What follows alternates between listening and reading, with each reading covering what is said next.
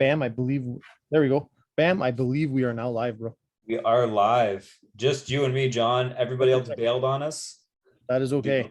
The grand round table is down to 2. This is it. I know that they were kind of saying, yeah, we're gonna catch up on the next one. They want to do another one on the weekend, and everyone's saying they're gonna jump in on that one. So that's okay. There you go.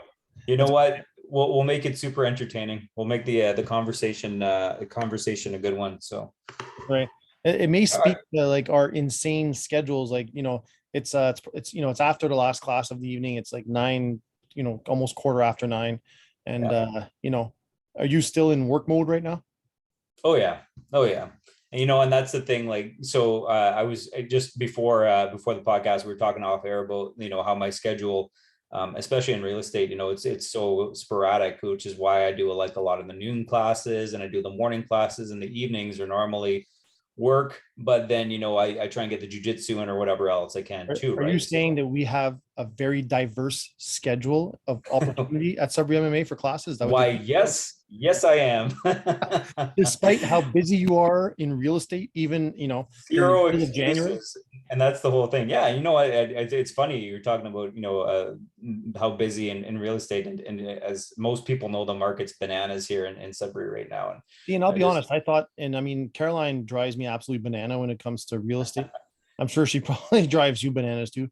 No. Yeah, Caroline, if you're watching this, trust me, like, text me anytime. It's all good. But I thought the market would have calmed down by now. Like, I mean, it's the middle of January. It's too cold to go look at houses. In my mind, it's like, well, and you know what? Here's the thing. Like, normally, I've been doing this for almost 16 years. Like, normally January is quiet.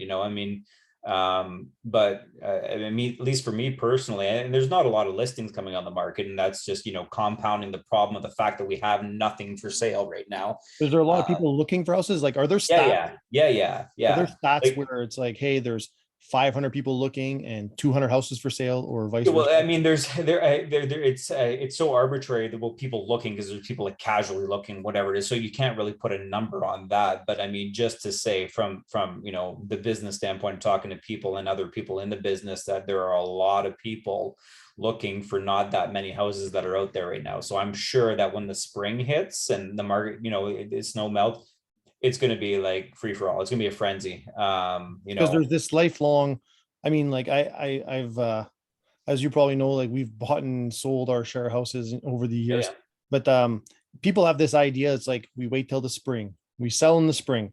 That's when, and as a buyer, you think, if there's water damage, we're going to find it. We're going to see it. Like, everybody has these things, right? If there's any water base, we're going to notice. If there's any mold, we're going to notice. We're going to see what the yard is. So everybody wants to wait till the spring. Whereas, like, right now, it's like, you wouldn't, as a regular buyer, I'm thinking like, I don't know if it's a good time to see the houses. I can't see if there's any type of issues with the foundation. No. The thing of it is, I mean, there's always signs too. And that's the thing. Like, if you talk to a home inspector, they're very much like investigators, you know what I mean? And that's what they do, is they're able to find stuff, even if there's not active water in the basement. They're able to see, okay, you know what, there's definitely signs of water damage here. There's, the roof's, whatever, in bad shape. You stick your head up in the attic, have a pretty good idea, right? There's ways to tell that kind of stuff. I tell a lot of my buyers, because everybody's got to move for different reasons, right? I mean, some people it's necessity, you have to move in the winter.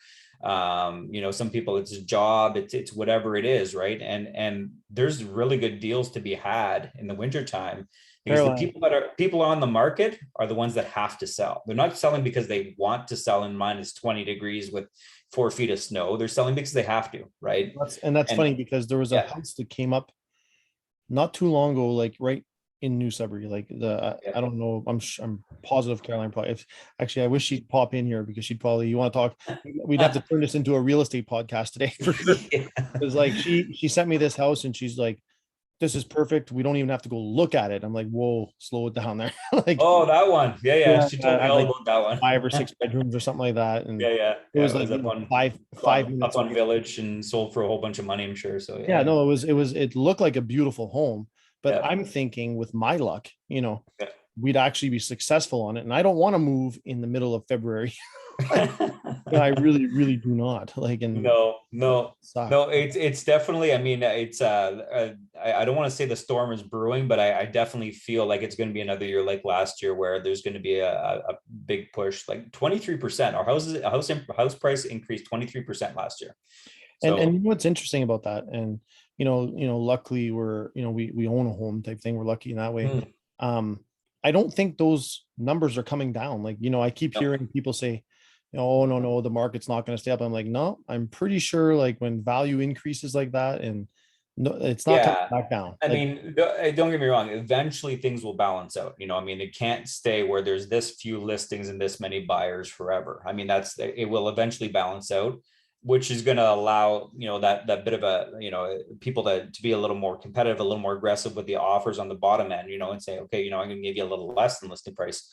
But we're such an extreme right now, and honestly, we've been playing catch up here in the north for a long time. I mean, undervalued, and I think what's happening is the word is out, especially with the work from home model, that people, and we talked about this last time about the people coming up from Southern Ontario that I mean, they're like, why wouldn't I live in Sudbury? You know what I mean? Like, again, I think the word's out. And there's and actually, I think it was in the Sudbury.com the other day. They posted an article, and the city's actually got a website. They're making a push into places like GTA and Ottawa on why it's good to come and live in Sudbury with this work. So they actually have a website and everything. They're making that push. So well, I know people, and these are great people. And since the pandemic, and since the world has changed in terms of the ability to work from home, and it's like 2 years ago, I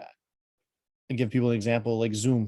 2 years ago when we were trying to push the online class, I'm like, you ever hear of Zoom? And they're like, what are you talking about? Like nobody had a clue what Zoom was. Zoom has skyrocketed, and I think everybody now understands what Zoom is. You know what I mean? Like, well, I mean, in case in point, I think we talked about this a couple of times ago. Like, you look at how many people are joining the online class now. Oh yeah. It's ridiculous compared to when we were starting. People were like nervous or scared to even go and put themselves on the camera or whatever it was. Now, like, everybody knows how to use Zoom. Kids, everybody. Like, I can tell my son to go and log in and he'll do it. You know what I mean? Like, no problem. It's funny you say that, because like two things. Number one, teaching, the kids classes, I find it crazy just how well they've adapted. Kids are so resilient. You know what I mean? Sure. Like, I'll be the first one to say I totally believe that, in my personal opinion, I believe kids need to be in school learning just for the whole social thing and stuff like that. But at the same time, I will be one of the first ones to say too that I do believe kids are extremely resilient, and they've adapted pretty well. I think it's us, especially like, what do they call us, the Gen Xers or whatever, the boomers or whatever. Hey, I'm a millennial by 1 year. Okay. Are you really? I'm the cutoff. I'm the cutoff of millennials. Okay. Yeah. Like I think it's us that's having a hard time, like I know I've had to quarantine a couple of times for various reasons. And for sure. It's funny because like same as you, like we deal with the public all the time. Yep. I had a really hard time quarantining and not being at the club and not being social. Like, but kids, they've adapted, man. They've done really well. And I see it online. They use Zoom, no problem. It's funny because like, even as a parent, it's kind of weird for me. Like Dave obviously does our classes too. It's weird for me to be on the other side of the screen and watching him interact through the screen. And then, when he's over it, he shuts off. Hey, Dad. Then he shuts off his camera when he's over it. And I'm like, hey, you little punk, turn the camera back on, man. Like, you can't be one of those guys that don't put the camera on, like, And then the thing is, I'll come home and I'll be like, why did you shut the camera off? He's like, oh, Briella, who's my youngest daughter, she was, annoying me on the screen. So I just shut the camera off, and this and that. And it's just funny to listen to their rationale. So, So getting back to what we were originally saying is I have a lot of friends now who have been able to work from home, and, some of them either A, want to move back home, or B, want a simpler lifestyle. Like, or just to get the hell out of the city. I mean, there's a lot of people that are just not into it anymore. I mean, they realize how crowded things are, right? And that's, I have, I know some people that were like, when this pandemic first started, and they said, okay, people can work from home. They were like, hey, listen, I got kids or whatever that are why can't I say that word, compromised immune system type thing, and they're like, getting out of the city. I don't want to be living somewhere where people are on top of us. So I think the allure of more property, and let's be honest, in Northern Ontario, especially compared to Southern Ontario at this point in time anyway, it's cheaper, like that allure considerably. I mean, and see, and that's the thing I was going to get to too, is that I mean, we talk about 23% increase in house prices. So I've got a lot of realtor friends across the province, and a lot of them I've talked to, London, like 35% increase, Niagara, 32%, I mean, it's Kingston was like 30%. So, I mean, their house prices are increasing more than we are up here. So it goes to show you, like, average sale price down there is like $700,000-800,000, no problem, right? So, well, it's interesting because for half of that, there was a gentleman who I won't, I'll kind of leave nameless. Obviously in the jiu-jitsu community, we have friends, all over the province, literally, like actually all over the world, if you want to get technical about it, right? Yeah. And this one person just happened to be in town and training, and I was like, oh, what brings you to Sudbury? And he's an investor, and he's like going to buy property up here. I'm like, oh, cool. I'm excited because I'm thinking this guy's going to move to Sudbury maybe. And he's like, no, I'm just investing. He's like, he's in an investment group, and he's like, why would I buy, one property in Toronto if I can come up here and buy 2, possibly 3 as an investor? And I'm like, fair enough, man. He's like, I can get a lot more bang for my buck up here. So we've got, so much investment money. And that's another reason why I don't think that housing bubble is going to burst, because there's a lot of people with a lot of money that are invested in the city right now. And there's a good chance that, I mean, even I don't see them losing all of them. They're not all going to lose their shirt. I mean, over the course of time. I think what's going to happen is people are going to have to, and I hate to say this to all my buyers out there, but they're going to have to understand that this is kind of the new normal. I mean, you're going to have to, the sticker shock's going to have to wear off a little bit, and you realize that a house doesn't cost 200 grand anymore. It's not what it is, No, so and I agree with that statement 100%. Like, even as not even a new buyer, but as a person who, it's no secret, like, got a growing family, I'd like to get a little bit more space at some point. I'm not looking at profiting off of this market. I'm looking at, hopefully, like, if I can make a profit on this home, at least use it to get the next home type thing. I mean, like, it has nothing to do with making a profit. It's just, I think it's just a cost of doing business now. I think, Yeah. And a lot of people are like, oh, it's, I can sell my place, but then where am I going to move? But I'm like, okay, well, that's fair, but your house price has gone up too. That's right. So it's exponential. Everything works together. You know what I mean? It's the same thing. So who's really making decent money in this market? Retired couples wanting to downsize. That's exactly it. Yeah, people with revenue properties. That's the other thing. Like, if you've accumulated 2-3 properties, cash in your chips. You know what I mean? Like, it's a great time to do it. The only thing I don't like about that is the capital gains piece. Yeah, well, that sucks. That's a whole other. And they're talking about raising that too, right? So that's a whole other thing.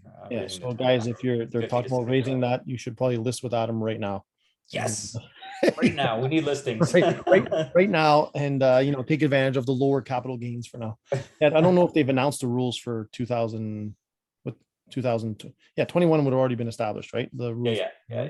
So it's for 2022. I don't think they've. I haven't heard anything on my end yet, but it could be. Could be wrong. It's only January.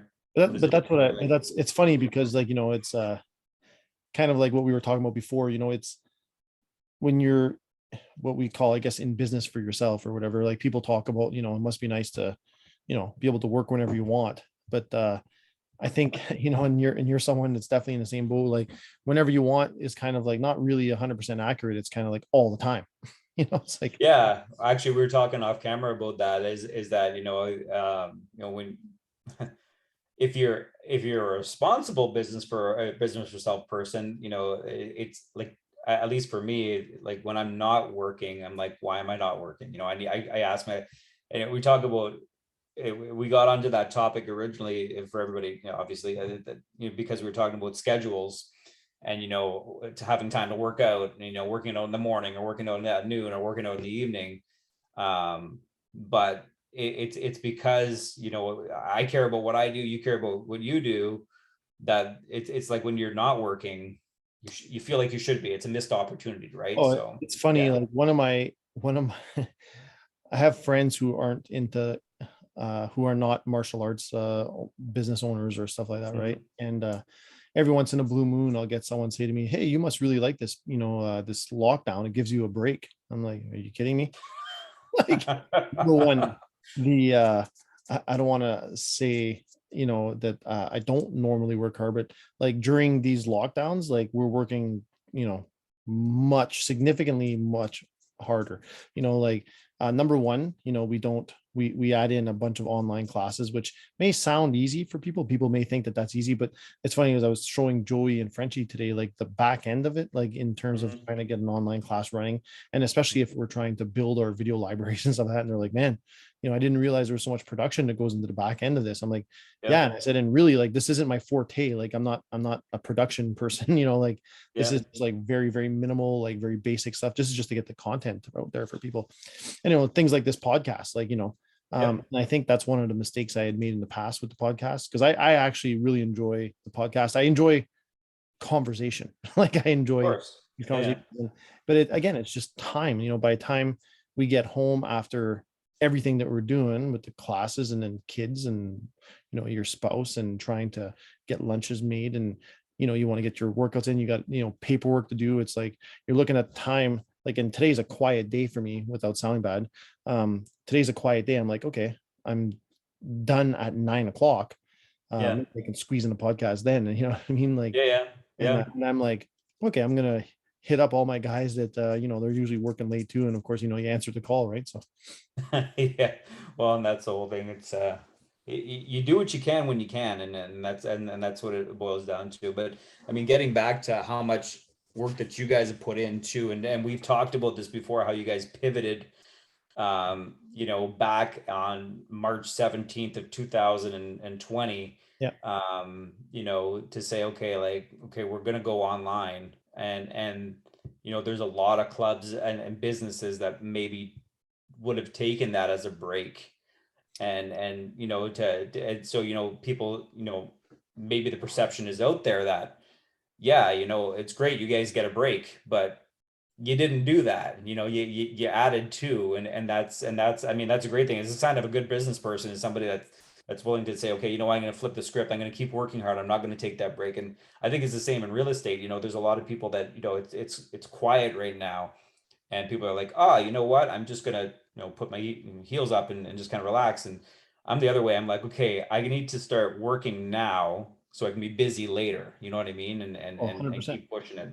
That was 100%. something that one of my first brokers that I ever met. He's like, don't ever stop. He's like, you take your breaks when you need them, but you plan now, and it makes everything easier later on, right? So yeah. Well, it's funny because, like, you're exactly right. Like, I'm sure people who may not understand, the business of real estate might be like, oh, Mhm. January, February, those are your quiet months. You don't have to really work. Like, you can make all your money in the spring and then take, months off throughout the year. They don't Mhm. realize the prep work or the advertising or, the content, and Yeah, and yeah. just being, without sounding bad, being relevant, being reliable, being the guy that, hey, I need a realtor now. I can't wait till the spring. And they know that, well, you know what? Yep. Adam works all the time. So Yeah, call yeah. him up, man. He's ready to go. He's Yeah, got his yeah. he's got his thumb on the pulse. And it's the same thing with us, like in terms of martial arts. Like, what I know people that look at these opportunities as a break in their mind. And I'm like, bro, keep up, man. I ain't stopping. Like, Oh, like, no. people are like, I can't believe you have so many online classes. I'm like, I can't believe you don't. Like, Well, and that's it. I mean, and who would have thought it? And again, we've talked about this before, that even when classes are in session, it's still a good tool to have, oh yeah, even if you broadcast them at the same time, like you did when we were full throttle.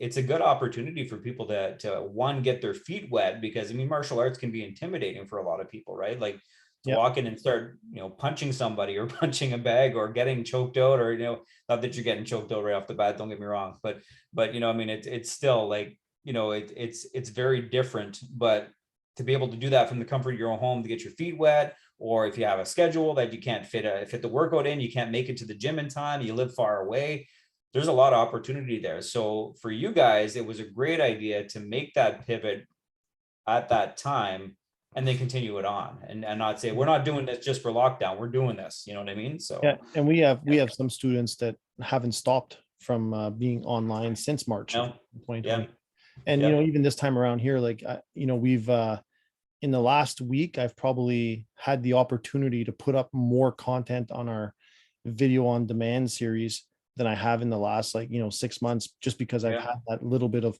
extra time to get it yeah, done. yeah.